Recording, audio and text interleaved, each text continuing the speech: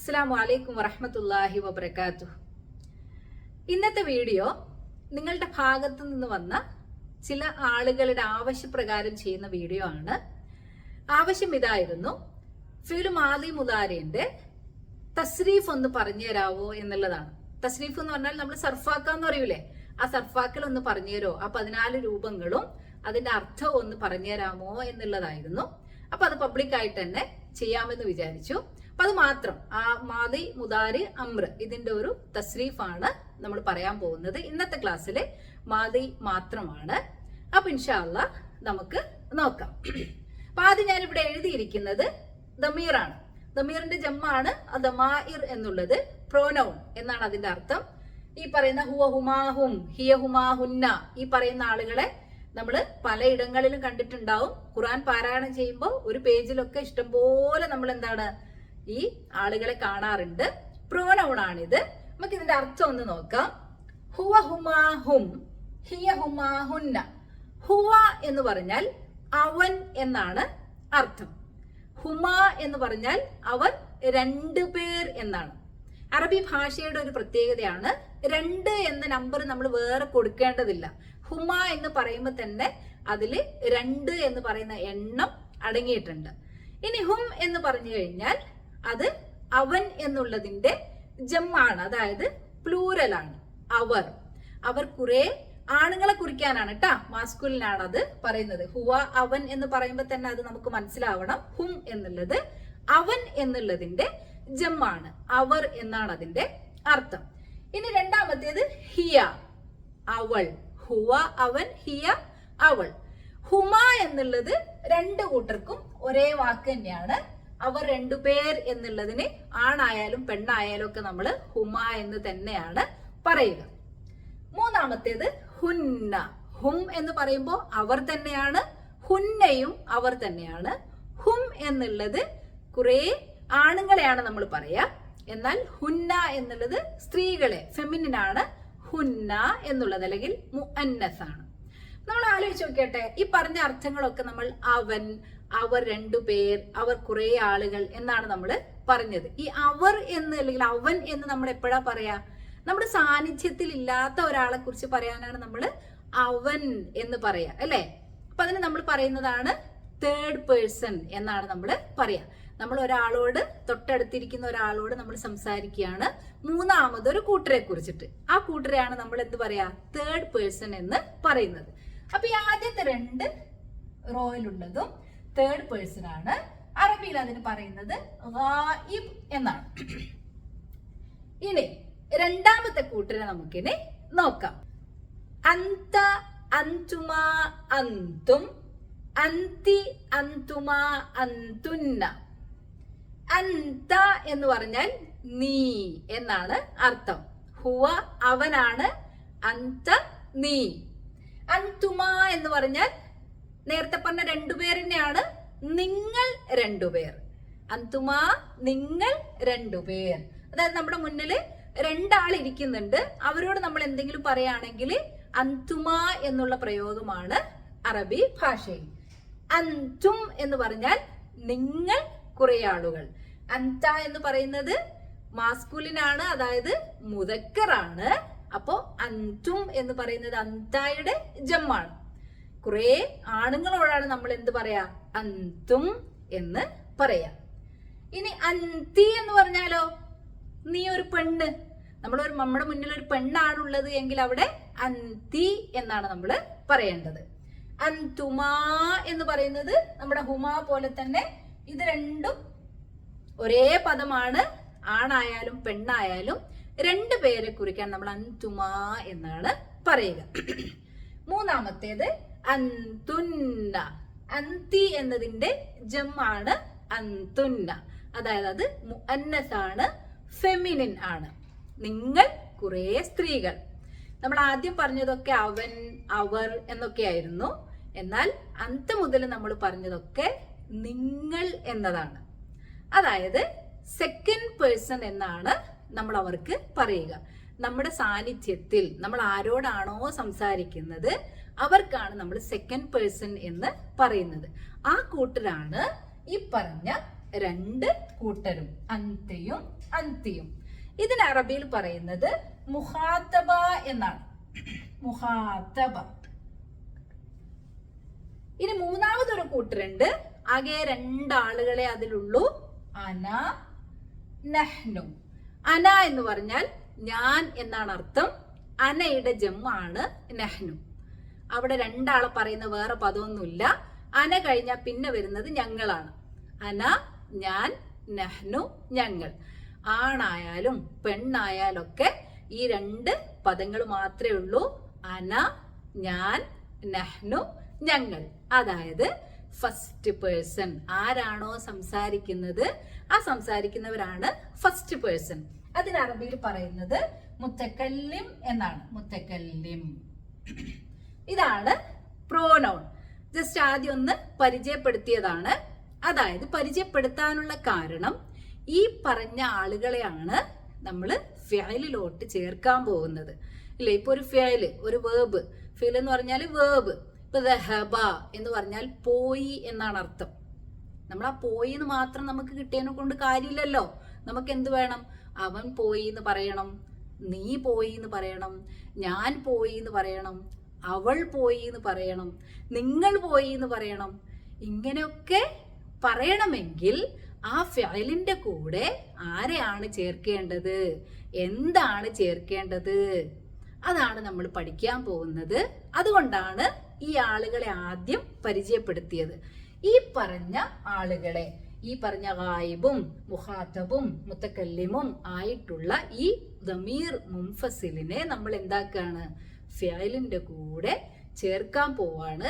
അത് ചേർക്കുന്നതോടുകൂടി അതെന്തായി മാറും? ദമീർ മുത്തസിലായിട്ട് മാറും. പക്ഷെ ഈ അർത്ഥമാണ് നമുക്ക് അവിടെ ലഭിക്കുക. അവൻ, അവൾ എന്നൊക്കെയുള്ള ഈ അർത്ഥമാണ് നമുക്ക് അവിടെ ലഭിക്കുക. അപ്പൊ നമുക്ക് ഒരു ഫിഅല് വെച്ചിട്ട് ഒന്ന് നോക്കാം. അപ്പൊ നമ്മൾ നേരത്തെ പറഞ്ഞ ദഹബ എന്ന വാക്ക് തന്നെ നമുക്ക് എടുക്കാം. ദഹബ എന്നത് ഒരു ഫിഅലുൽ മാദിയാണ്. ഫിഅല് എന്ന് പറഞ്ഞാൽ വേർബ് എന്നാണ് അർത്ഥം. മാദി എന്ന് പറഞ്ഞാൽ പാസ്റ്റ് ടെൻസ് ആണ്, ഭൂതകാലക്രിയ. ദഹബ എന്നാൽ അർത്ഥം പോയി എന്നാണ്. ആ വാക്കാണ് നമ്മൾ എഴുതാൻ പോകുന്നത്. ഇതിന്റെ 14 രൂപങ്ങളാണ് നമ്മൾ എഴുതാൻ പോകുന്നത്. നേരത്തെ പറഞ്ഞ ലമീറുകളെ എന്താണ് നമ്മൾ ഇതിന്റെ കൂടെ അങ്ങ് ചേർക്കാൻ പോകുന്നുണ്ട്. അപ്പോഴേ നമുക്ക് എന്ത് കിട്ടുള്ളൂ? അവൻ പോയി, അവൾ പോയി എന്നൊക്കെ കിട്ടുള്ളൂ. അപ്പൊ നമുക്ക് എഴുതാം. ദഹബ, ദഹബ, ദഹബൂ, ഹുവ, ഹുമാ, ഹും. ആ ആളുകൾ തന്നെയാണ് ഇവിടെ വരുന്നത്. ദഹബ എന്ന് പറഞ്ഞു കഴിഞ്ഞാൽ അതിന്റെ അർത്ഥം അവൻ പോയി എന്നാണ്. അവിടെ ഒന്നും നമുക്ക് കാണാനൊന്നുമില്ല. ദമീറിനൊന്നും നമുക്ക് കാണൂല. അതിന് വേറെ പേരുണ്ട്. ഇപ്പൊ നമ്മൾ അതൊന്നും നോക്കുന്നില്ല. ദഹബ എന്ന് നിങ്ങൾ ഒരു ഫിഅല് കണ്ടാൽ, ഒരു ഫിഅല് മാദി കണ്ടു കഴിഞ്ഞാൽ അതിന്റെ ഉള്ളിൽ ആരുണ്ട്? ഒരു ഹുവ ഉണ്ട്. അവൻ പോയി. അല്ലെങ്കിൽ ഫതഹ അവൻ തുറന്നു, കതബ അവൻ എഴുതി എന്നാണ് ആ ഒരു വാക്കിന്റെ അർത്ഥം. ഇനി നമുക്ക് ഹുമായുടെ അർത്ഥം ഒന്ന് കിട്ടണം. അവർ രണ്ടുപേർ പോയി എന്ന് നമുക്ക് പറയണം. അവിടെ നമ്മൾ രണ്ട് എന്നുള്ള എണ്ണമൊന്നും കൊടുക്കുന്നില്ല. വേറെ ഹുമ എന്ന് പറയുന്ന പദമൊന്നും നമ്മൾ ചേർക്കുന്നില്ല. അപ്പൊ എങ്ങനെയാണ് ഒരു ഫിഅലിന് അവർ രണ്ടുപേർ പോയി എന്ന അർത്ഥം വരിക? ദഹബ എന്ന വാക്കിന്റെ കൂടെ ഒരു അലിഫ്, ദഹബ, ഒരു അലിഫ്, അലിഫ് ഹുസ്നൈൻ എന്നാണ് അതിന്റെ പേര്. ആ അലിഫിന്റെ പ്രത്യേകത അത് ഫിഅലിന്റെ കൂടെയാണ് ചേരുക. ആ ഫിഅലിന് എന്താണ്? രണ്ടു പേർ എന്നുള്ള ഒരു അർത്ഥം അവിടെ ലഭിക്കും. അവർ രണ്ടുപേർ എന്ന ഒരു അർത്ഥം ലഭിക്കും. ദഹബ എന്ന് പറഞ്ഞാൽ അവർ രണ്ടുപേർ പോയി. ദഹബ അവൻ പോയി. ദഹബ അവർ രണ്ടുപേർ പോയി. ദഹബൂ, ദഹബൂ എന്ന് പറഞ്ഞാൽ ഹും എന്നുള്ളതിന്റെ അർത്ഥമാണ് അവർ കുറെ ആളുകൾ, അതായത് രണ്ടിൽ കൂടുതൽ ആളുകൾ. മുദക്കറാണ്, അതായത് മാസ്കുലിൻ ആണ്. ദഹബൂ അവർ പോയി. ഇവിടെ ദഹബൂ എന്ന് പറയുമ്പോ ഈ വാവിന് ശേഷം ആരുണ്ട്? ഒരു അലിഫുണ്ട്. ഈ അലിഫ് നിർബന്ധമാണ്. വാവുൽ ജമാ എന്നാണ് അതിന്റെ പേര്. വാവുൽ ജമാ നമ്മൾ കൊടുക്കുമ്പോൾ ആ അലിഫ് നിർബന്ധമാണ്. ഇന്ന് തന്നെ ഖുർആൻ പാരായണം ചെയ്യുമ്പോൾ ഫിഅല് ആമനു എന്നുള്ള വാക്കൊക്കെ ഒന്ന് നോക്കുക. ആമനു എന്ന് കഴിഞ്ഞിട്ട് ഇതുപോലെ ഒരു അലിഫ് ഉണ്ടോ എന്ന് നോക്കുക. ആ അലിഫ് ഉള്ളത് വാവുൽ ജമാഅയുടെ കൂടെയാണ്. അപ്പൊ വരുന്നത് അവിടെ അവർ എന്നുള്ള അർത്ഥമാണ്. അവർ വിശ്വസിച്ചു, അല്ലെങ്കിൽ അവർ പോയി. കതബൂ അവർ എഴുതി, ഖറജൂ അവർ പുറപ്പെട്ടു. ഇങ്ങനെയാണ് അതിന്റെ അർത്ഥം വരിക. ദഹബ എന്ന് പറയുമ്പോൾ അതിന്റെ നമ്മൾ എപ്പോഴും മനസ്സിലാക്കേണ്ടത് അത് മാസ്കുലിൻ ആണ്, മുദക്കർ ആണ്. ആ മുദക്കറിന്റെ ജമ്മാണ് ഈ പറഞ്ഞിരിക്കുന്ന ദഹബൂ. ഹും എന്ന് പറയുന്ന ആളാണ് അതില് അടങ്ങിയിട്ടുള്ളത്. ഇനി രണ്ടാമത്തെ കൂട്ടരാരാണ്? പെണ്ണുങ്ങളാണ്. ദഹബത്. ദഹബ എന്ന വാക്കിന്റെ കൂടെ അവസാനത്തില് ഒരു സാക്കിനായ തഅ്നീസ് എന്നാണ് അതിന് പറയാ. പെണ്ണുങ്ങളെ താ ആണത്. തഅ്നീസ് സുക്കൂൻ ആയിരിക്കും എപ്പോഴും അതിന്. അങ്ങനെ ഒരു സുക്കൂൻ ചെയ്ത താ ഉണ്ട് എങ്കിൽ അതിന്റെ അർത്ഥം എന്താണ്? അവൾ പോയി എന്നാണ്. ഹിയയുടെ ഒരു അർത്ഥമാണ് അവിടെ വരിക. ദഹബത് അവൾ പോയി. ഫതഹത് അവൾ തുറന്നു. ഖറഅത് അവൾ വായിച്ചു. ലഇബത് അവൾ കളിച്ചു. ഇങ്ങനെയാണ് ഈ ഒരു തഅ്നീസ് സുക്കൂനാണ്. ആ സുക്കൂനായ താഇന്റെ അർത്ഥം വരുന്നത്. എല്ലാ ഫിഅലും മാദിയുടെയും അവസാനത്തിലാണ് ഈ ഒരു താ നമ്മൾ കാണുക. ഈ പറഞ്ഞ മാറ്റങ്ങളൊക്കെ അങ്ങനെ തന്നെയാണ്. ഫിഅലു മാദിയാണ് എങ്കിൽ അതിന്റെ അവസാനത്തിലാണ് ഈ പറഞ്ഞ ആളുകളൊക്കെ വരുന്നത്. ഇനി രണ്ടാമതാണെങ്കിലോ, രണ്ടാളുകളെ കുറിക്കാനാണെങ്കിലോ ദഹബത് എന്നതിന്റെ കൂടെ നമ്മൾ ഒരു അലിഫ് ഇട്ട് കൊടുക്കും. അലിഫ് സ്നൈൻ. ദഹബതാ, ദഹബ, ദഹബ, ദഹബത്, ദഹബതാ. അപ്പോഴെന്തായി? ഫെമിനിൻ ആയി, മുഅന്നസ് ആയി. രണ്ട് സ്ത്രീകൾ, അവർ രണ്ട് സ്ത്രീകൾ പോയി. ഗായിബാണ്. എല്ലാം അവർ എന്നുള്ള അർത്ഥമാണ് നമ്മൾ പറയേണ്ടത്. ഇനി ഈ പറഞ്ഞ ദഹബത് എന്നുള്ളതിന്റെ ജം ആണ് ദഹബ്ന.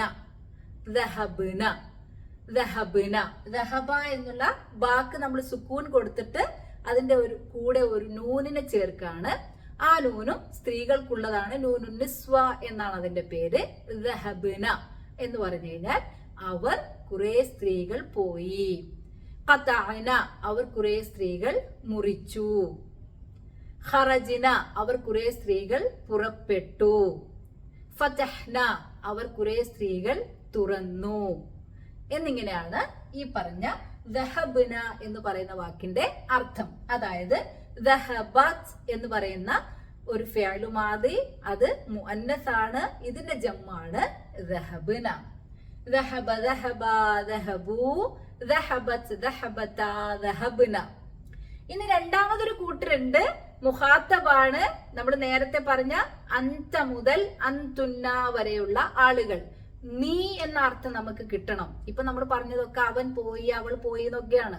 നീ പോയി, നിങ്ങൾ പോയി എന്നൊക്കെ നമുക്ക് പറയണമെങ്കിൽ എങ്ങനെയാണ് പറയാ? ദഹബ എന്ന വാക്കിന്റെ കൂടെ ദഹബ്ത, താഉൽ മുതഹർരിക എന്നാണ് ഇതിന് പറയാ. താക്ക് ഫത്ഹയാണ്. ദഹബ്ത എന്ന് പറഞ്ഞു കഴിഞ്ഞാൽ അതിന്റെ അർത്ഥം നീ പോയി, നീ പോയി. അതായത് ഒരാണിനോടാണ് അത് പറയുന്നത്. നീ പോയി. ദഹബ്ത, ദഹബ്ത. ഫതഹ്ത, ഖതഅത, റജഅത നീ മടങ്ങി. ഖറജ്ത നീ പുറപ്പെട്ടു. ഖറഅത നീ വായിച്ചു. മുദക്കറാണ്.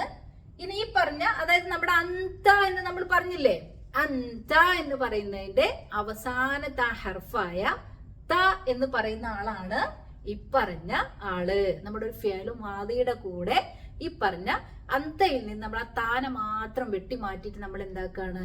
നമ്മുടെ ഫിഅലു മാദിയുടെ കൂടെ ചേർക്കാണ്. അപ്പൊ അവിടെ നീ എന്നുള്ള അർത്ഥം നമുക്ക് കിട്ടും.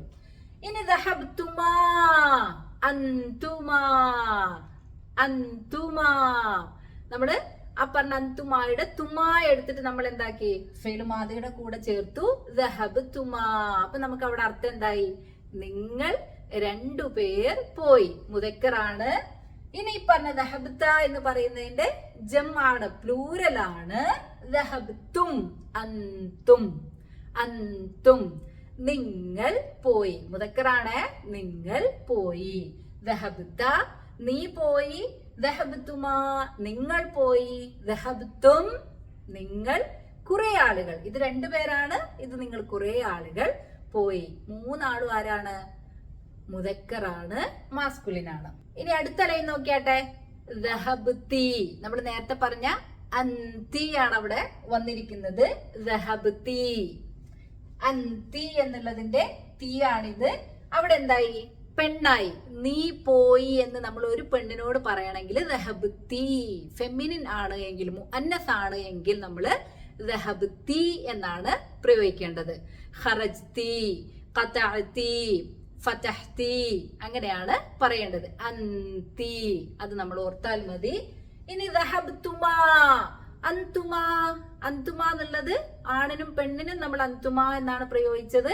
അപ്പൊ ഫിഅലിന്റെ കൂടെ ആണെങ്കിലും ദഹബ്തുമാ, നിങ്ങൾ രണ്ട് സ്ത്രീകൾ പോയി. ആണായാലും പെണ്ണായാലും തുമാ എന്ന് നമ്മൾ ചേർത്താൽ മതി. ഇനി ജമ്മ എന്താണ്?